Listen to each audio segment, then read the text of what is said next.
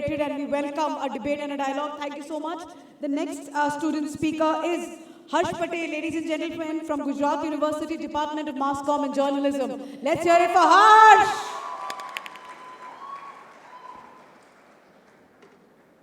मंच पर विराजमान सभी महानुभाव और मेरे सामने उपस्थित भारत के भविष्य को नतमस्तक वंदन करके मैं आज अपनी बात को शुरू करना चाहूंगा। दोस्तों, आज मुझे विषय दिया गया है इलेक्शन 2024। दोस्तों, 2024 को एक इत्तेफाक होने जा रहा है।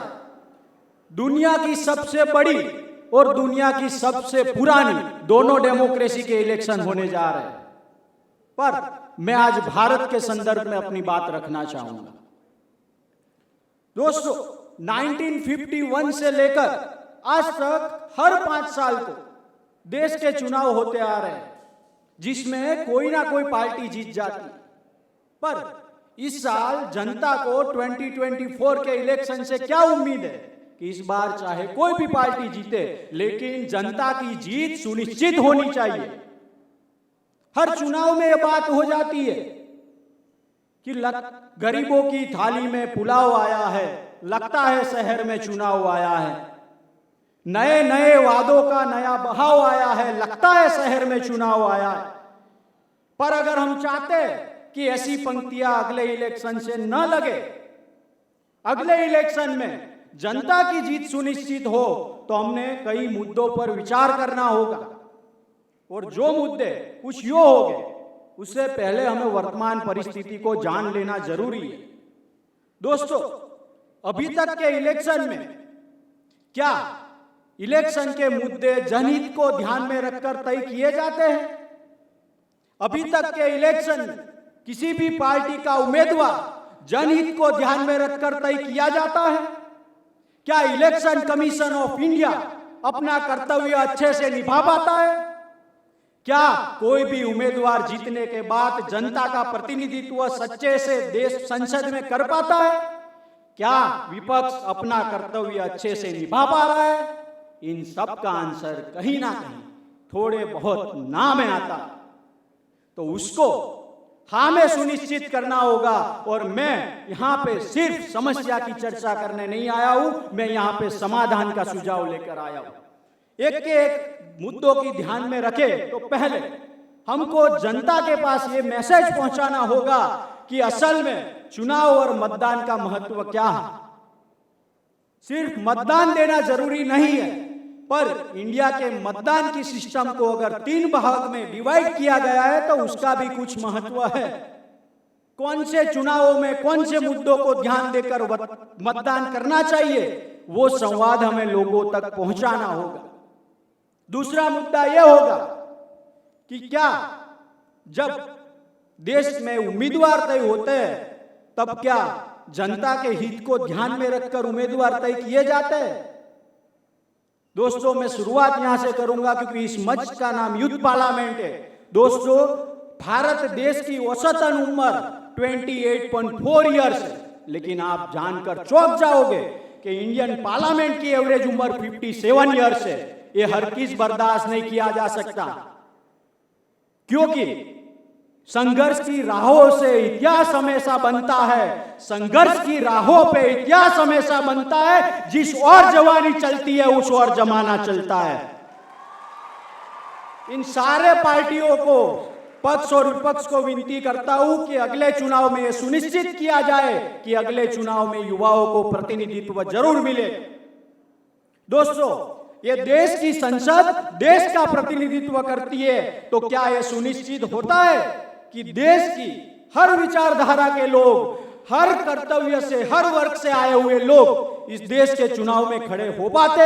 ये भी सुनिश्चित करना होगा।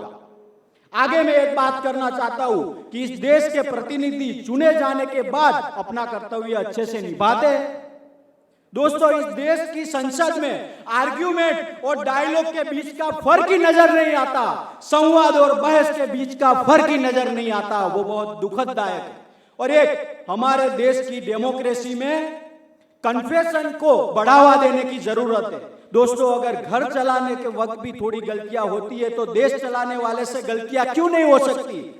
इस देश का प्रधानमंत्री अगर आकर ऐसा कहता है कि फार्म लॉ से गलती हुई थी और वो अपनी गलती स्वीकार करता है, तो वो उसकी कमजोरी नहीं, उसकी ताकत के स्वरूप में देखा जाना चाहिए।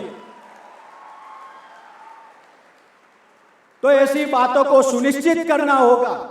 आगे मैं बढ़ूं तो इलेक्शन कमीशन को कई बातों को ध्यान में रखना होगा, जैसे कि चुनाव में कोड ऑफ कंडक्ट को फॉलो किया जाता है क्या?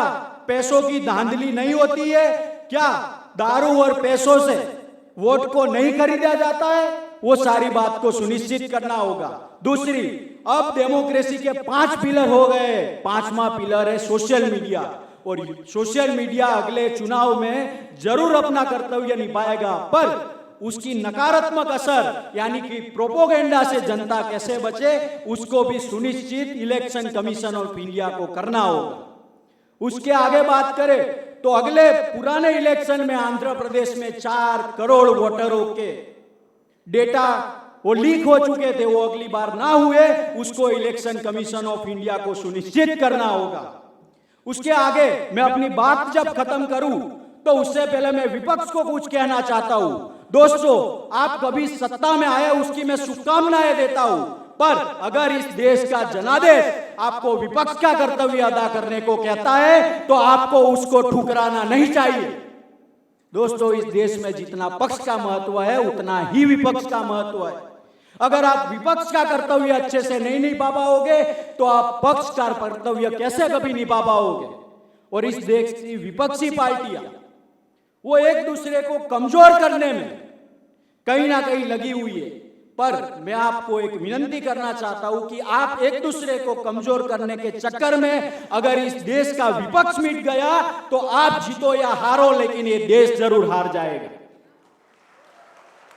तो मैं एक विनती से विनम्रता पूर्वक एक लाइन कहना चाहूंगा कि आती जाती लहर हुए तो साहिल ना हो पाओगे, आती जाती लहर हुए तो साहिल ना हो पाओगे, जहन बने रहने वालों तुम अब दिल ना हो पाओगे, अपने मैं की मैं पीली तो तू हो पाना मुश्किल है, औरों को तो छोड़ो औरों को तो छोड़ो खुद को भी हासिल ना हो पाओगे।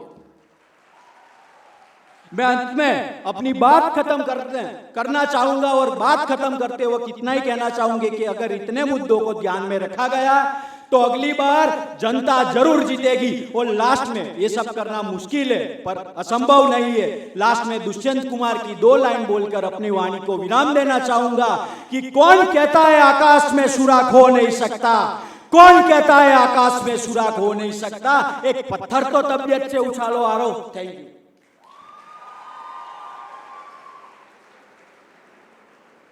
Thank you very much, Harsh. Since yesterday, Dushyant sir has been the flavor of the youth parliament throughout. मैं वेट कर रही हूँ कि कोई शायद किसी और कवि या कवियत्री को कोट करे, but let's see. Without further delay, the last speaker for today, who is from Apna Hi Karnavati University, ladies and gentlemen.